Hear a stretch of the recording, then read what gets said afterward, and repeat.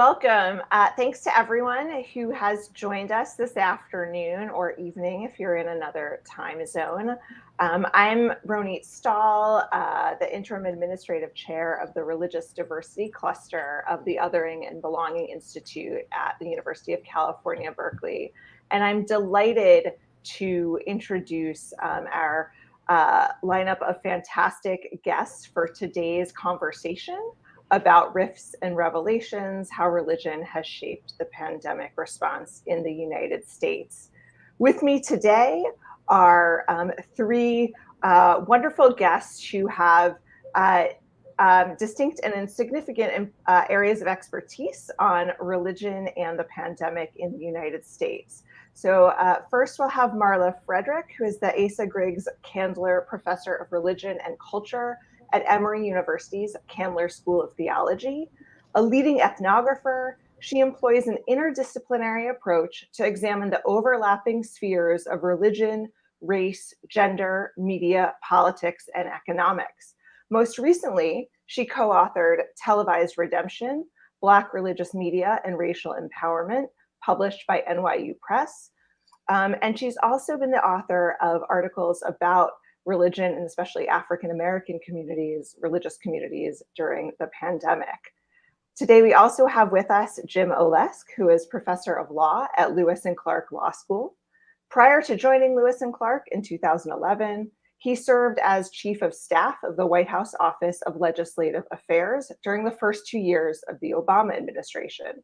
His research focuses on the intersection of religious liberty and other constitutional values, and he was a Fulbright Scholar based at Cardiff University's Center for Law and Religion in 2019. And for those of you who may follow him online, he is one of the leading experts on religion in the shadow docket during this of the Supreme Court, which I think we'll hear a little bit about. And finally, we have with us Munir Jiwa, who is the founding director of the Center for Islamic Studies and associate professor of Islamic Studies and Anthropology at the Graduate Theological Union here in Berkeley. He holds a PhD and MPhil in anthropology from Columbia University, and his research interests include Islam and Muslims in the West, Islamophobia studies, media art and aesthetics, secularism, religious formation and leadership, religion and the public sphere, and theological and interreligious education. He is currently a visiting scholar in global studies at the Abbasi Program in Islamic Studies at Stanford University, and is working on a project on Islamophobia and the politics of belonging, from which I think we'll hear a bit today about his work on religion, wellness, and health amongst Muslim communities during the pandemic. So just to let everyone in the audience know the way we'll proceed, we'll have each of our speakers give about 5 minutes of background on the work they've done on the question of how religion has shaped pandemic responses in the United States. From there, we'll move into a conversation among this group, and finally, we'll take Q&A from the audience. So if you do have questions, please feel free to put them in the comment box. And with that, I'll turn things over to Professor Marla Frederick. Thank you so much, Ronit, and thank you for the introduction. I think I'll just start with a bit of writing I've done on the topic, just to introduce the audience to some of my thoughts around religion and COVID. In the midst of a country ravaged by the coronavirus and upended by protests for justice after the murder of George Floyd, the one loud, resonating cry heard throughout the summer of 2020 was the cry for freedom. From the White House to evangelical pulpits, to grocery store aisles, to the streets of St. Louis, the consistent invocation of freedom resounded. Strangely enough, the petitions fell largely along lines demarcated by decades-long culture wars, informed by predominantly white cries for individual and religious freedom on one side, and a growing multiracial alliance demanding justice and freedom for Black people under the Black Lives Matter banner on the other. As the petitions grew, so did the acrimony. In the heat of these debates, then President Donald Trump sent out 3 tweets on April 17th, 2020. Liberate Minnesota, liberate Michigan, and liberate Virginia, if you recall. and save our great Second Amendment. It is under siege, he opined. Upset by state and government officials who initiated restrictive measures to stem the tide of the coronavirus, Trump and his supporters call for freedom, quote unquote, from what they viewed as the overzealous business-killing restrictions of Democratic governors and elected officials. 13 days after Trump's tweet in Michigan, where Governor Gretchen Whitmer issued an executive order extending their state of emergency that curtailed the opening of businesses and extended stay-at-home restrictions, armed militia showed up at the state capitol, demanding entrance to the door of the assembly as lawmakers debated the measures. The display of arms, captured in pictures by news media and made viral on social media, showed angry white men with military-styled rifles facing off with Capitol Police. The demonstrations marked some of the most aggressive protests to date against the efforts of legislators to institute measures to alter the course of the coronavirus. Yet none of these protests was more surprising to some than those issued by pastors who declared the restrictions an infringement upon their religious liberty. In addition to closing businesses to prevent the spread of the virus, elected officials in states like California also issued ordinances mandating that churches close, pointing to instances of mass religious gatherings as super spreader events. In March of 2020, for example, 53 members of a choir were infected with the virus, and 2 members died after attending choir rehearsal at a church in Mount Vernon, Washington. And from April 10th to May 10th, 12 Felician sisters at the presentation of the Blessed Virgin Mary in Livonia, Michigan, died of coronavirus, with a 13th sister dying in June. By April 3rd, 7 leaders of the Church of God in Christ, bishops and superintendents of the Michigan district, died of COVID-19 after attending an annual religious convocation in March. A viral social media post captioned, quote, "The historic first jurisdiction of Michigan mourns the loss of so great a cloud of witnesses," showed pictures of the 7 men who all died from coronavirus. By April 20th, the report had grown more ominous. A story posted in Charisma News led with the simple title, quote, "Up to 30 Kojic bishops, leaders die from coronavirus." Death hovered over the church. A tragedy of epic proportions unfolded in one of the most storied Black religious institutions in the country, the nation's first incorporated Pentecostal denomination. The March services were conducted before there was a universal consensus from the government or other agencies that sizable gatherings like church worship services presented dangerous hotspots for the virus to spread. The national debate over church services, however, devolved almost immediately into a political battle over religious freedom, making the possibility of ordering the closure of churches even more complicated. Nevertheless, the passing of leaders like those in the Church of God in Christ, along with the death of pastors and worshipers from other religious communities, brought into sharp relief the need for immediate change in how religious communities gathered during COVID-19. While most churches subsequently canceled in-person events and went completely online, numerous evangelical churches continued to worship indoors, citing the president's injunction that churches are essential institutions and insisting that any mandate to close was just another example of government overreach.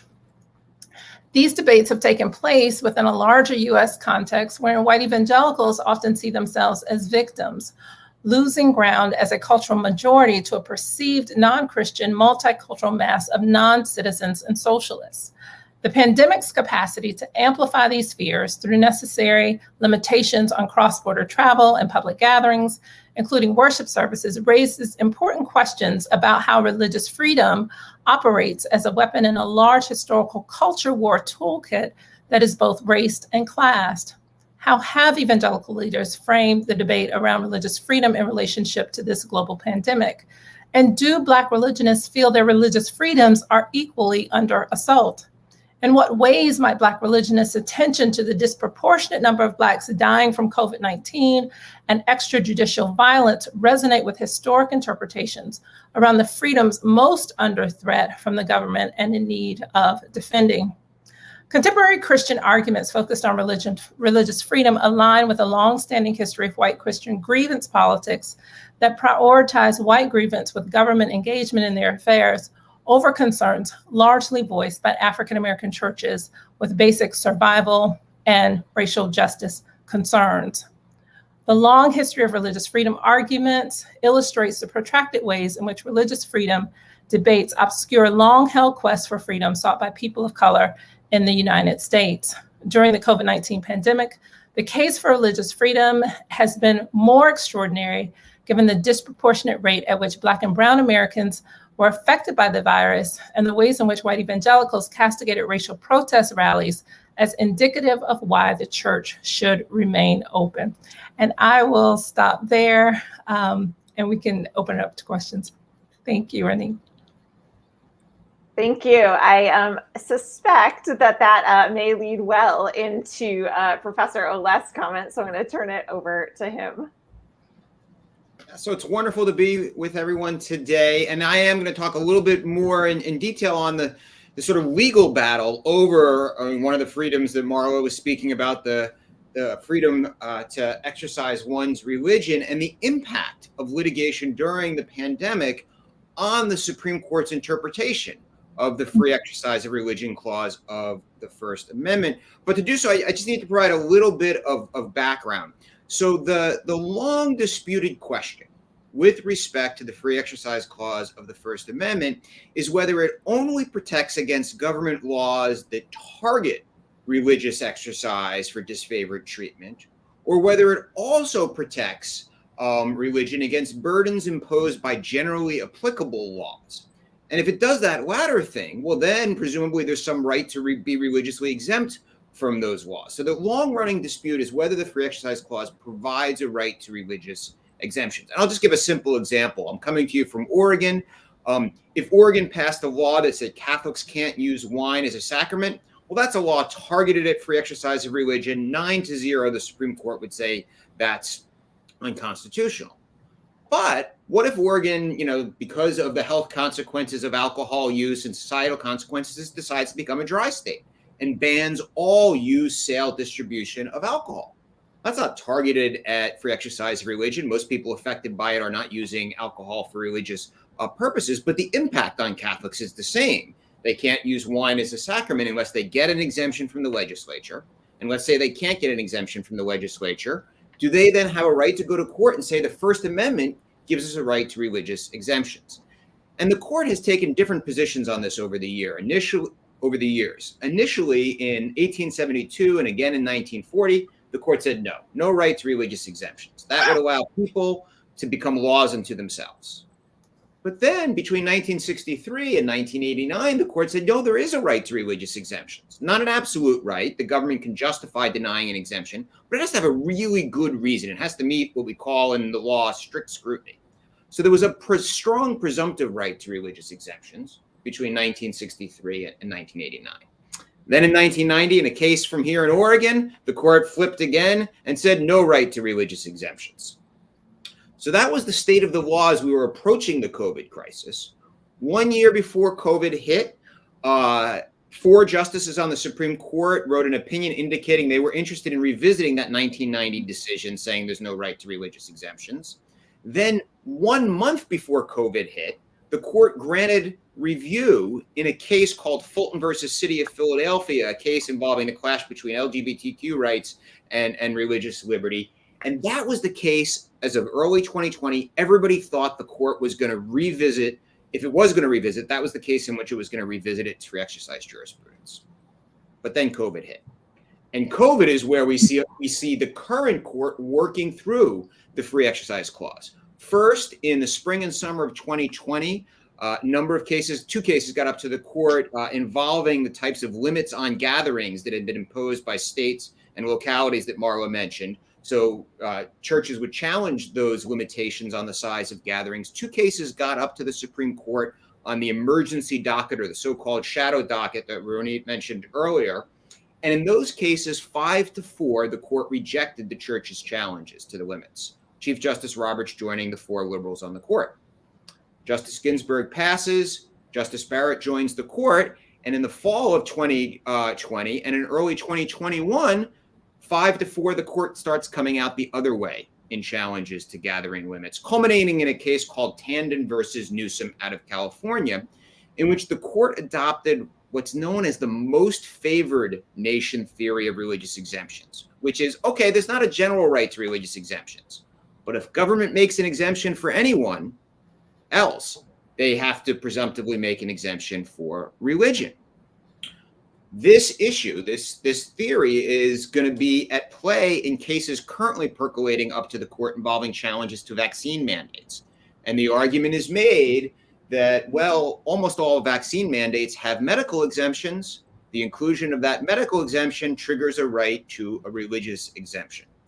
There were 2 efforts to get to the court on the emergency docket in the fall that the court rejected. But there is a case, a petition for certiorari pending in one case out of New York. The response from New York is due tomorrow to the Supreme Court. So we could see the court take that case up, announce, in the next couple of months, they'll take that case up, in which case they would presumably hear it in the fall. So just an enormous amount has happened as a result of this emergency litigation during COVID. And the court has arguably, from the perspective of some of us, fundamentally moved back towards a position of pro-religious exemptions, even though it hasn't formally overruled yet that 1990 case, which said there was no right to religious exemptions. And I will leave it there for now. All right. Thank you so much. Already so many questions and issues to discuss. I'm going to now turn it over to Professor Munir Jiwa, who's been thinking a lot about questions around communities and ideas of health and wellness, which I think intersect with the larger legal questions and communal structures that inform some of what we've just heard about. Thank you. Greetings, everyone. And it's just wonderful to be with you. And I just want to thank all the organizers also for making today's event possible, and Dr. Ronit, Stahl, for your reaching out to us and inviting us, and for us being together. So I want to thank you all, and all those behind the scenes doing things. Behind the scenes kind of sounds almost normalized now when we're actually working on screens. So yeah, thank you. I want to approach this in a slightly different direction, but taking in some of the questions around the intersections of religion and law as well, and hopefully we can pick that up in the discussion and Q&A. But I've been thinking a lot about, as we are just over the kind of 2-year mark of going into what we called lockdown, I've been reflecting on those early days of the pandemic and how we were reflecting on things to where we're at now around questions around the vaccine and mandates, and then what does it mean now that we're thinking about the kind of opening up or coming out of sheltering in place or lockdown. So you'll see even some of the vocabulary that we used early on, it seems so long ago, to the kind of vocabulary we're using now. So I want to begin by just reflecting on a piece I wrote 2 years ago. And it was just at the start of Ramadan and other sacred seasons. And right now we're also just entering the month of Ramadan, Easter, Passover. So lots to think about in terms of religious communities and how we're navigating the what I want to call the kind of pandemic time that we're in, not just the particulars of how we think about the pandemic and attend to it, but the larger questions of every day, but the larger existential questions as well. So this is a piece I wrote early on, and you'll probably see from the language how things have changed, and maybe we can take it up again in the discussion. In this time of heightened uncertainty, our precariousness and fragility can find comfort and hope in our interconnectedness and interdependency. As we begin the blessed month of Ramadan, it will be one, and this is again 2 years ago I was writing this, so how different it is now. It will be like, as we begin the blessed month of Ramadan, it will be one like no other in our time. Muslims, like many in other religious traditions, are finding new ways of remaining together apart and online. The unprecedented and devastating spread of the deadly, what was then novel coronavirus, COVID-19, has created new ways of collective being, an altered sense of time, space, and place, and different rhythms of life that beat back and forth, fast and slow, with different intensities and emotions. Amid the myriad rules and regulations to which we continue to adapt, we share new vocabularies, new bodily, social, and spatial practices that are global, even as they are experienced in different ways locally. Our rituals of everyday life have changed. We shelter in place, stay at home, self isolate, quarantine, practice social and physical distancing in hopes of saving lives and flattening the curve. Again, you could see the vocabulary that's shifted. We realign and learn how to manage these new ways of being with ourselves, our families, our communities, our work, with other creatures, with the environment, online, and in the world.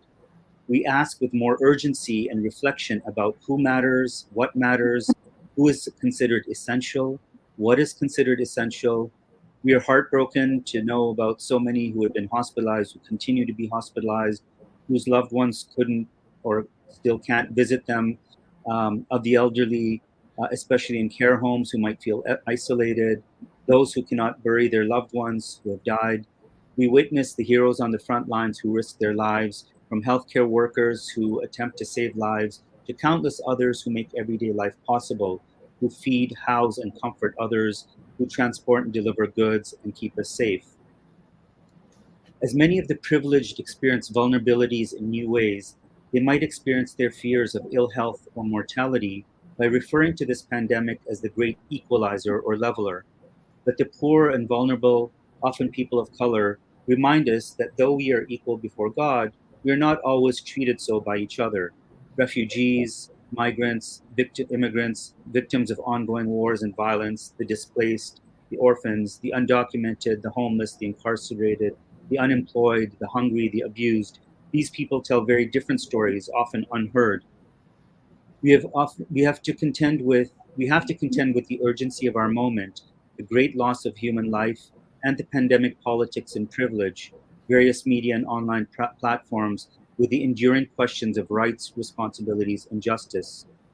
While COVID-19 has our rare global attention, it also reminds us that it cares little about who is inflicted and affected.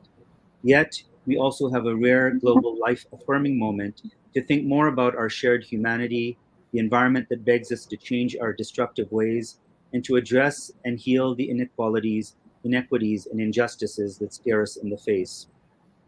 And again, this was a couple of years ago, but as I reflect, as the month of Ramadan begins, and again, at this time, so many of us had to reconcile back then and accept that we weren't able to physically attend the mosque during Ramadan, standing shoulder to shoulder in prayer, or break fast together, a time when many make extra efforts of coming to the mosque and to experience the love and beauty of a sacred time and community. And so that has shifted somewhat, and we could discuss what the learning is in that. But I've been thinking about how people of faith, religious leaders, and communities continue to serve their communities and to help bridge divides, attend to the vulnerable, both spiritually and materially. For example, providing medical support and educational support early on, and in some other ways, the material support around PPE, providing, of course, food and housing, and the ongoing sort of mental health support, economic support, and spiritual support. How religious communities, religious leaders have had to adapt to the time that we're in, both in terms of spiritual needs of the community, but also in terms of material needs. And increasingly to think about how we think about religious communities not as just sites, or religious leaders and religious communities not just as sites of where we discuss the divides between faith and science, but also as sites and as people who are actually bridging faith and science in ways that we haven't seen as well. So those are some opening reflections. I could talk more about some of the research I'm doing now as well, if time permits in the discussion. Thank you. Well, thank you. And thanks to each of you for offering us these kind of starting points or launching pads for generative discussions. And I think, one thing I heard from each of you in a slightly different way is really the role of religious leadership within communities. So some, of course, leading communities directly, some engaging in battle with public health officers through the courts with kind of law and social norms, and some thinking about new or perhaps not new, but different ways to serve communities. And especially, if we think past the 2 years is in many ways both a short time and a long time. But the ways in which those early closures, again, kind of created some just new ways, how do we engage online or otherwise, but also then for some immediately turning to the courts. And I'm curious then from each of your perspectives, how to think about kind of the moves religious leaders made, within their communities, but also outside of their communities over the past 2 years. And, within that, what do you find, whether it's most interesting or perhaps most surprising about how we think about that relationship between religious leaders and communities over the past couple of years? And anyone who wants to begin is welcome to do so. Well, I had several thoughts when you were talking. White liberal Protestant churches really responded to the science that was coming out of the CDC and out of the White, and not the White House, the CDC, really encouraging people to mask, and this is before the vaccine, right, and to not congregate. But what we saw amongst white evangelical communities, writ large, and not in total, but writ large, was a kind of rejection of these measures. And you ask why the plea towards religious freedom? Like, so why does one body of Protestants turn towards this religious freedom argument and the other not so much, right? And part of that has to do with religion's overlap with politics. And since that a number of white evangelical communities deeply align with Republican Party politics, and we saw the response to COVID falling largely along political lines. And so then you have a Black community that is ravished by COVID, and many pastors really trying to figure out a way to, maintain their congregations online, or requiring masks, or worshiping outside, and trying to do all of these measures to ameliorate the problem. But so much of this divides not just along religious lines, but racial religious lines and religious political lines. And oftentimes those racial political lines, fall into two different camps. And I think we saw that, unfortunately, with the coronavirus response. And there's a long history also with white evangelicalism of an attention to kind of individualism, where there's a high emphasis on individual freedoms, individual rights, and that too aligns politically, and thus aligns in kind of the response to the coronavirus.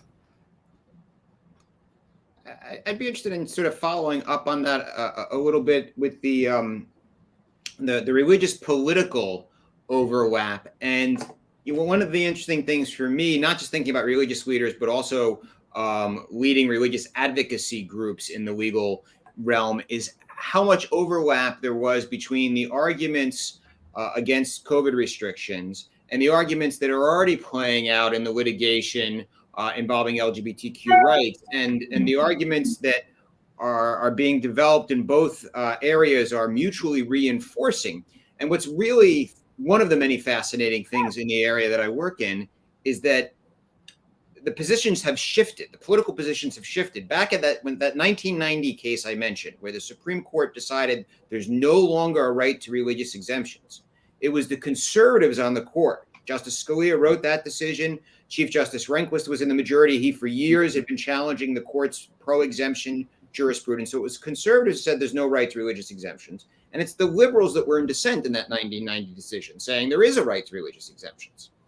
In recent years, basically ever since the litigation in the LGBTQ rights context and involving the Affordable Care Act, better known as Obamacare, those, pressing hardest for religious exemption rights tended to now be on the conservative side of the spectrum. So we've seen a real shift. And I think that played out in the COVID context because not only because COVID itself was very politically polarizing, which it was, but also because it reinforced those arguments that were already going on in other sort of culture war related litigation. Yeah, thank you. I've been thinking about this also from the perspective of, how we think about, again, these two sort of, or several moments during this pandemic time, right? In the early moments where religious communities, religious leaders are just trying to attend to the immediate needs of community, providing care and figuring out how to do elder care and hospital care and burials, and how are people going to attend mosques, churches, synagogues, temples? What are rituals going to look like? How are we going to bring in people online for those who don't have access online? But they were sort of trying to get at all the sort of immediate things that we were trying to deal with, but in the context of we're all in this together, right? That quickly shifted. Summer of 2020, we see the protests, we see the kind of an awareness, of kind of consciousness raising around Black Lives Matter, Breonna Taylor, George Floyd, and so many others. And we see this kind of overlapping again of and it could be a particularly American thing, and but it has global effects, of course. But how we thought about, on the one hand, white evangelical responses to the pandemic, to race and racism, and these overlaps. I would say I don't have documentation, but we can say that they're not by accident. These are not things that just happen. We see them come together in ways that many of us have already known. We already see. So that's one line of thinking. The other is, the need to think. What surprised me also is how so many of these the generosity that we see in religious communities, and the compassion and the giving and the care. You often will find people in those communities who are not necessarily anti-vaxxers, but are vaccine hesitant.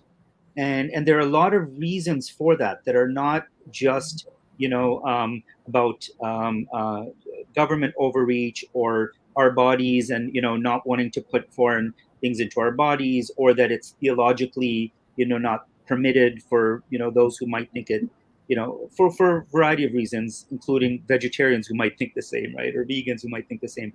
But I think the distinction between those who are considered anti-vaxxers, those who are vaccine hesitant, and we know the long history of Black and Brown and Indigenous communities with medicine and the public healthcare system, and the racism within those systems, right? That have lost people's faith in those fields. So I think that it's an important. What surprised me is that on the one hand we see the small minority, but very vocal during the Trump era, talking about being sort of against the vaccine on citing sort of religious grounds, and on the other hand, religious communities actually attending to the range of ways in which people in those communities were navigating, whether or not again, from the early days when we're just thinking about the vaccine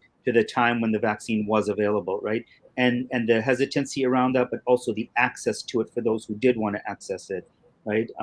The kind of vaccine nationalism we started seeing. So those are the sort of two things that, one, not so surprising to see the overlap of religion, politics, Trumpism, white evangelicals, conservatism, republicanism, and racism coming together, and then how religious communities were trying to attend to the diversity of their communities in terms of thinking about the pandemic and thinking about whether or not the vaccine would be good for them or not, right? So the vaccine hesitancy is not the same as those who are against the vaccine. Right? Yeah, what you said, Munir, it made me think about this the convergence of religion and race in the summer of 2020. This is not a coincidence how people responded. They started these, what they call worship protests in some white evangelical spaces. A big evangelical worship leader named Sean Fausch led these, what he called worship protests. And in one of his blogs, he was writing, he said, something is happening in America, and it should sound the alarm for every confessing Christian. Simply put, hostile efforts in many cities now threaten to suppress the First Amendment rights of all people to exercise our faith freely. In unprecedented acts of government authorized injustice, Christians are being told they cannot gather for worship, they cannot sing songs of praise, they cannot observe church ordinances.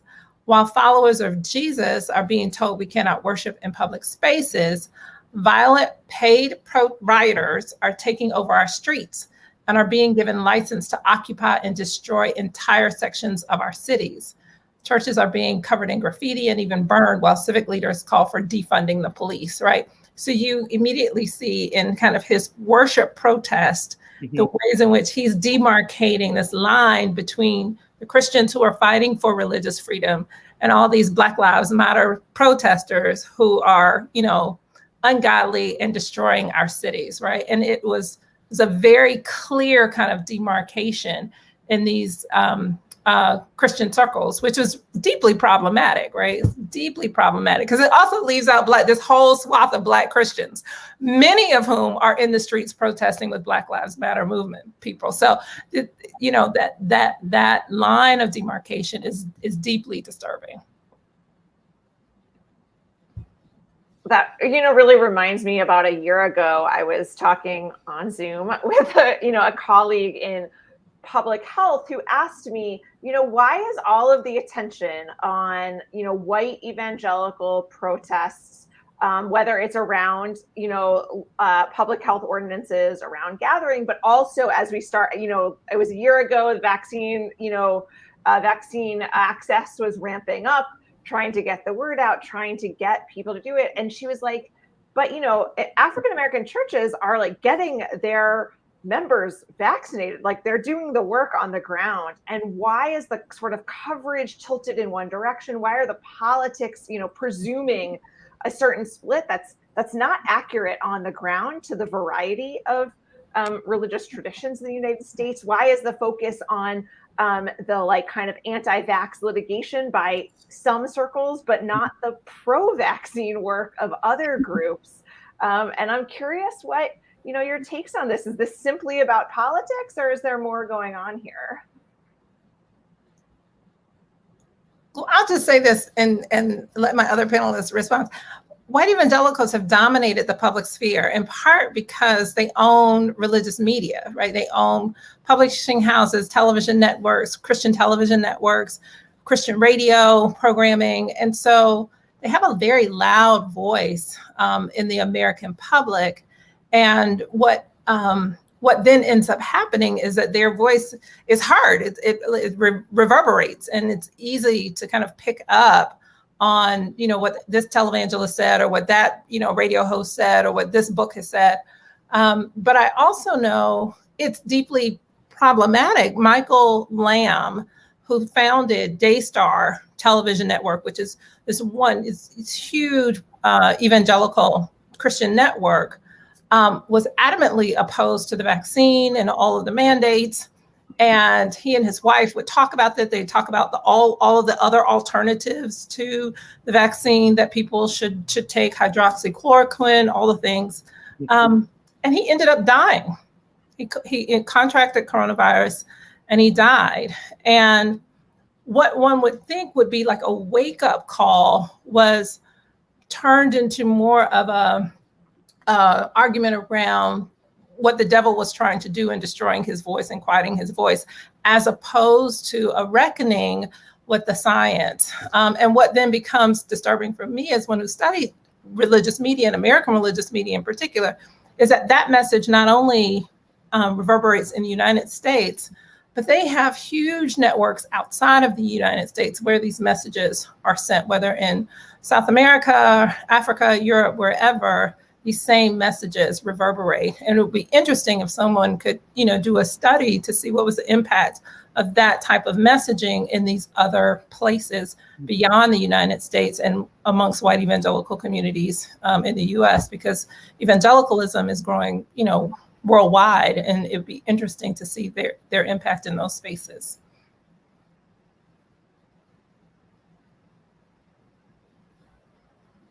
Yeah, I could just add to Dr. Marla's points about having the largest kind of public and online space with white Christian evangelicals. But what we've also learned is that a large number of even evangelicals, I think was either a Pew study or it was featured on CNN or PBS, where they said that a large number would still get vaccinated.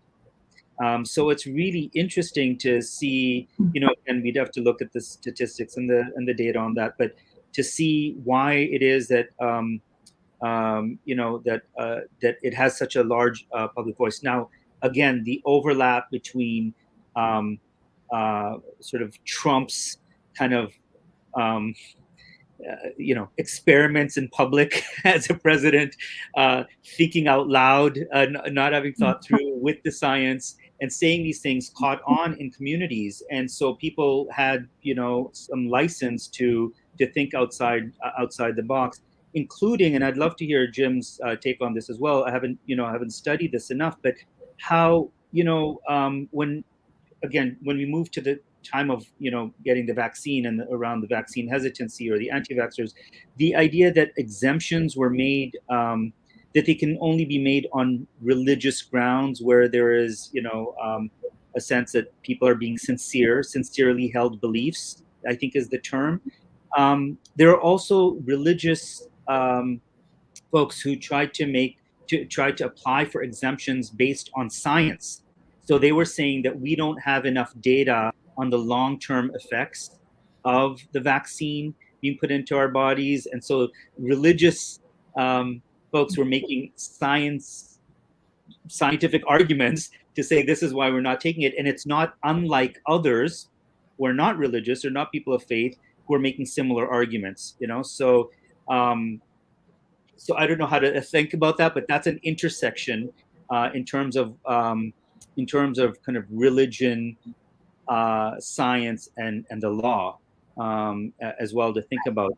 But by and large, I think to your first question, Dr. Ronit, was around the surprise and the ongoing work we see in these communities is that most of them are going with the science, are thinking about it, are trying to share this with their communities to help their communities make informed choices. And again, people have a range of reasons of why of the choices that they make, right? But one Loose Foundation had given out these amazing grants. G2 was one of the recipients, and we partnered with 18 faith-based organizations in the Bay Area.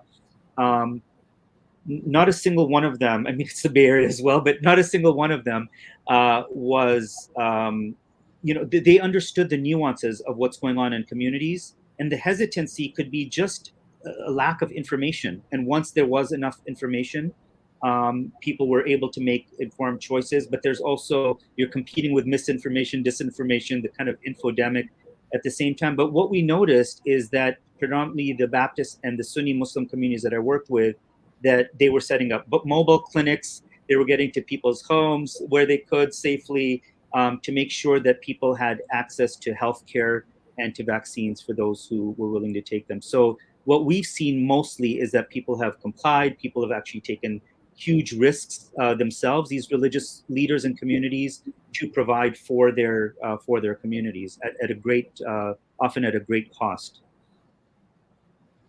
I just want to make one observation on that last point, going back to how Ronit introduced this, asking why that's not getting attention.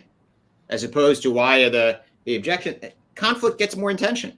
So, doing the hard work of ensuring your congregation is safe by getting as many people vaccinated, that's not going to make headlines. But, suing the government and going to the Supreme Court, challenging it, and, getting on talk radio and saying, this is an outrage, that generates attention. And so part of it is just, the lack of conflict doesn't generate as much attention. Just to build on what's been said, and one of the things that Munir brought up, which is that arguments in front of the court and the question of sort of sincerely held belief. One of the things I observed, I've done work in the religion and law domain, so I'm fairly accustomed to hearing arguments about sincerely held belief and professions of sincerely held belief, and thinking about the way the court tends to generally just accept them. That's not something the court likes to get into. But I think for a lot of people, this was the first encounter with the court sort of just accepting, you say it's religious, you say it's sincere, we'll accept it as such. But their sort of deep intuition that it was political, it was philosophical, it was anything but religious. And, I'm curious if you've seen any, how to think through that, especially the way the public, not the court watchers, but the people who are sort of seeing these issues play out in their own communities, and their sort of like reaction to sort of these claims for religious exemptions. Does it matter, or is it just one of these, like, as you said, there's conflict and people will run with the conflict? Was that directed specifically at me, or? Anyone can answer it, but I am curious from your perspective, like whether, as we've seen as you kind of showed this sort of pendulum shift of the court, but, one constant has been the acceptance of people's professed sincere religious beliefs as sincere religious beliefs, regardless, as Munir was saying, of whether it's science or anything else, or their patterns of beliefs, or what they've done in the past might to someone else look a little less sincere or long-standing, or any other adjective that one might expect would apply to claiming a religious exemption. Yeah. So, prior to COVID, I think the only context in which the courts regularly did work on sincerity was the prison context. There was longstanding suspicion that there are people in prison who claim religious exemptions or accommodations who may lack sincerity. But outside of the prison context, the courts, as you pointed out, very rarely got into that.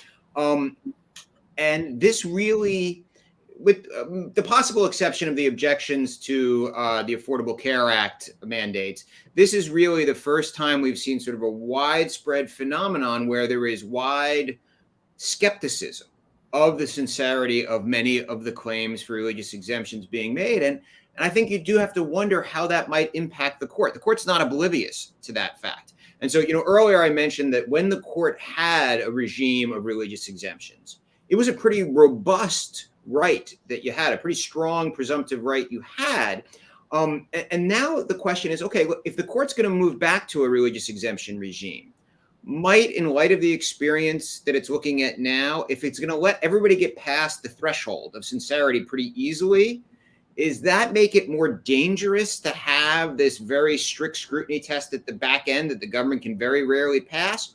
Or should we have a more balancing test, intermediate test that the government can pass more often? Because it's going to need to pass it more often because we're letting everybody get past that threshold question of sincerity. Or the alternative to that is to start policing sincerity. But I think the appetite for the courts to do that is going to be low. Although I will say, and this will be my final point on this part, there are institutions doing that, whether they're government agencies or whether they're private healthcare providers that have mandates that are considering case-by-case claims. A lot of them are testing sincerity. And, it'll be interesting to see as those cases work their way into court, how the courts handle the fact that you have some government agencies, not all, but some government agencies and some private employers that have been willing to do some pretty rigorous sincerity inquiries. Yeah, go ahead. No, I don't even know how you measure sincerity, especially when it comes to these faith commitments. Are you thinking about individual, like will they make individual decisions, or a church gets a religious exemption, or an individual gets a religious exemption? I mean, the ones I know about, I think related to what Jim is talking about is, a friend of mine whose, office had has a vaccine mandate, and for people trying to claim a religious exemption, the HR folks were like, well, do you have other vaccines? They were kind of doing other, they were kind of trying to come up with measures that I have no idea if they ran this by their lawyers first, but were, they were, I guess, more wary than the Supreme Court has been about just accepting that someone had a religious objection to a vaccine. So they were kind of trying to, whether it was like, well, if you had other vaccines, then, how deep or sincere is this? Well, it just makes me think about faith and the traditions that are most opposed to the vaccine, like evangelical, charismatic communities, Pentecostal communities. And sometimes in those spaces, there's an articulation of having a kind of radical faith, and the prosperity gospel movement took place in the 70s, 80s, kind of really grew. And part of that was the health and wealth gospel. So that if you had this radical faith, you could give all your money to the church, you could tithe 10% and God would supernaturally bless you back. Or you didn't have to pay attention to what your cancer doctor said. You didn't have to take those medicines. You could go to this healing service. God could supernaturally heal you. And so the sense that people have that God will radically heal me if I get COVID, or will radically protect me from COVID, is something that's very real, that some people really feel, and I saw, took a picture of it. They had a COVID exemption card, like a Christian COVID exemption card. Like, I don't need the vaccine. It's basically says something like, I don't need the vaccine. I've got Jesus, right? Like Jesus was going to protect against the vaccine. So some people, to the point of sincerely believe that, the vaccine is harmful and they shouldn't have to take it because it infringes on their religious faith, and that God will supernaturally protect them from COVID. I mean, it's a very real sentiment.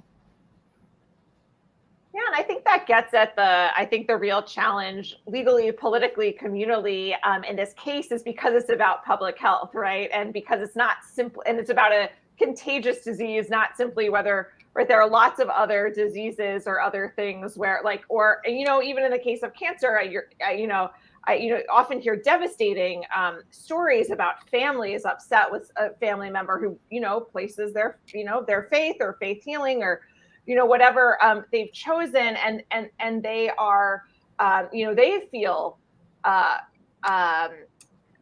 they hate it, right? And they want to reject it, but it doesn't, so it affects others in the sense that it certainly affects family networks, it affects emotions, but it's not a contagious disease. And I think one thing we're seeing, vaccines or mask mandates or even restrictions on community gatherings are not about the individual, even though one's religious views may well be, about individual faith, but do have implications for communities and for people just in the midst, right? Or in a workspace.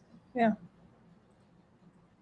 Yeah, can I just pick up on that, the individual community bit? I mean, it's remarkable because on the one hand, they are, when there are these cases, and there are often HR departments in various institutions that have to figure out how to, to read through these exemption proposals, right? And so whether, how people are figuring out whether something is sincerely held is one thing, but it is done on an individual basis.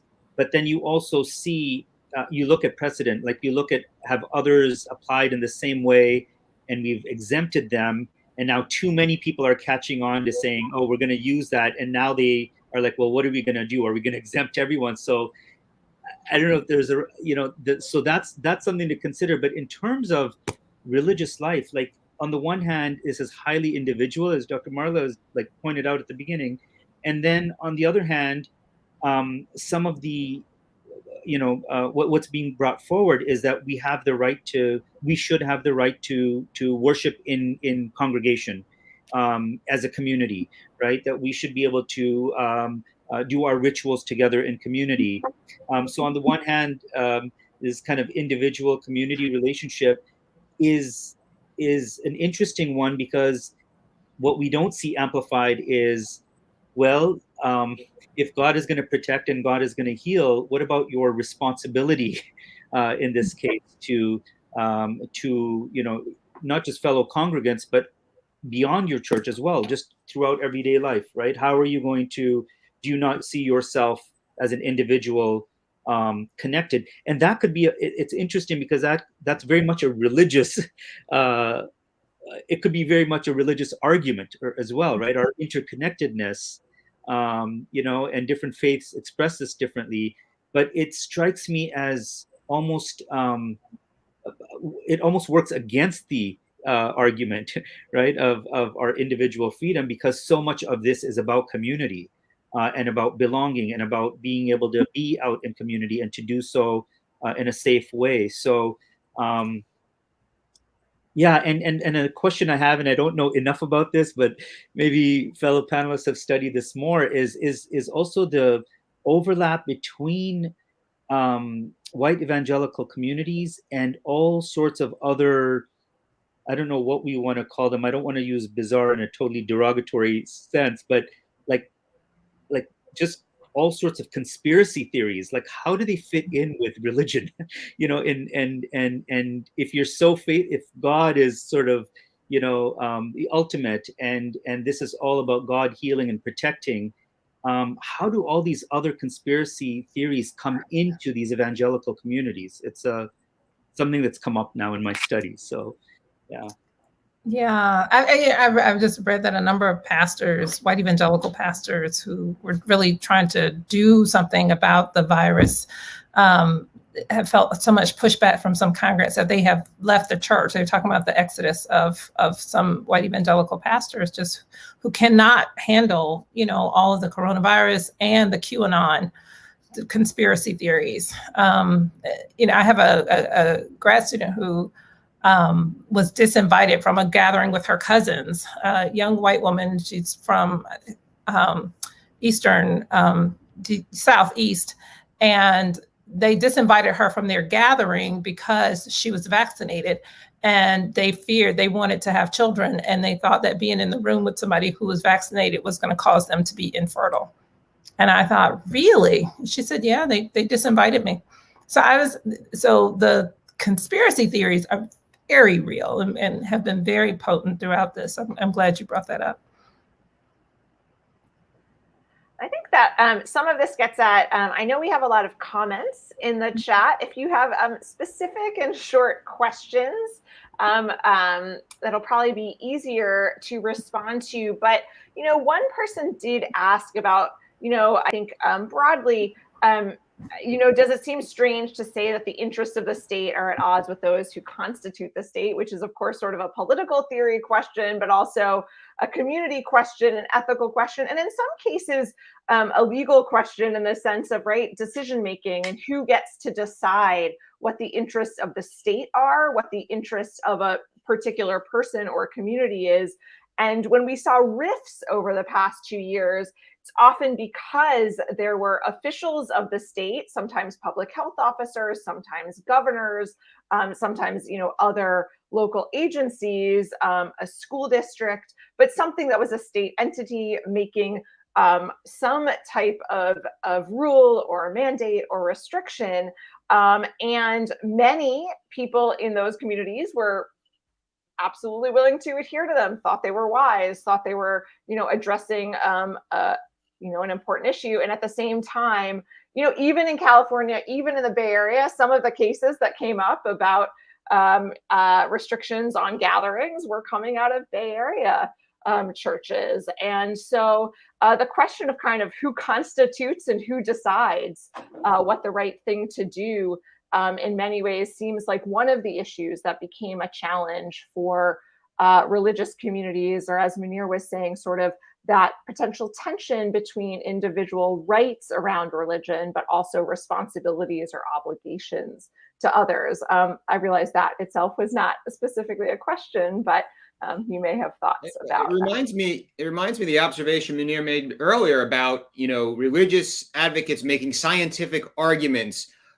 contrary to the state's argument. And so put aside for a moment the question of whether there's a religious liberty right guaranteed by the Constitution that provides a right to exceptions, but just this larger question of more of a libertarian argument that the state doesn't have the authority to make these decisions if I disagree, and I've researched the science, and I think the public health officials have it wrong, and I shouldn't have to, follow that guidance. I mean, that's a more profound challenge to, the public structure. And I don't know that I have, concrete philosophical thoughts about it, but I do think it's a broader idea than just the anti-majoritarian rights that we have written into the Constitution that may give a right to be exempt from laws in a particular circumstance. Also, maybe more of a, I don't know, philosophical question of, or just a question around how it is that we ourselves think about religious exemptions, the value or the judgment we put on that versus other kinds of exemptions people might be requesting based on medical exemptions, and that is there a difference in how we generally think about the religious exemptions that people are asking for versus other those who are immunocompromised or those who can't take the vaccine for other reasons, or other populations who are, again, vaccine hesitant, not necessarily anti-vaxxers, but who are vaccine hesitant based on historical exclusions, based on racism, based on all sorts of ways in which public health and medicine have, of course, marginalized communities. So it's just a question to consider as Dr. Ronit, you were asking us about, what this means in terms of the scholarly, in terms of our scholarly work as well. It's questions that have emerged around how do we think about religious and other communities who make different kinds of requests around exemptions. And it could be other things as well. It doesn't have to be just around vaccines. It could be around masks or gatherings, or, it could be around a host of different things. And then also, the question around, and the persistent question around, the individual rights and your community, responsibilities and obligations. I mean, if you're thinking about in terms of political theory, thinking about what we owe each other and what we owe each other in terms of our responsibilities within a state, and it's hard to do that because it's so polarized as well. It's hard to get at some of those nuances because we do often collapse this into right and left, or Republican and Democrat. We kind of look at this in political terms, and yet we know through the many communities we work with that there are that this is so much more nuanced and complex, in terms of how people are responding, including globally, right? Not just in the U.S., but globally.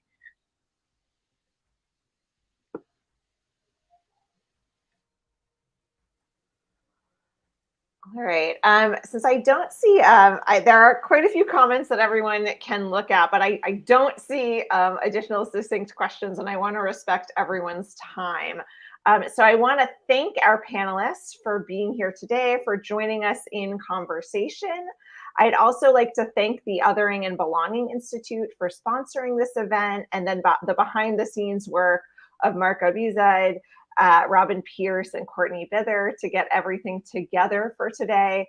But again, most of all, I'd like to thank Marla, Jim, and Munir for joining us today, for offering their thoughts and insights based on their work. And each of them, of course, also publishes and writes. So if you're interested in their perspective, there's lots to look out for in the work they're doing, and there's always more to read. So with that, I'd like to again thank everyone for joining us today, and wish everyone a wonderful evening, whether your evening is just beginning or it's later in the day.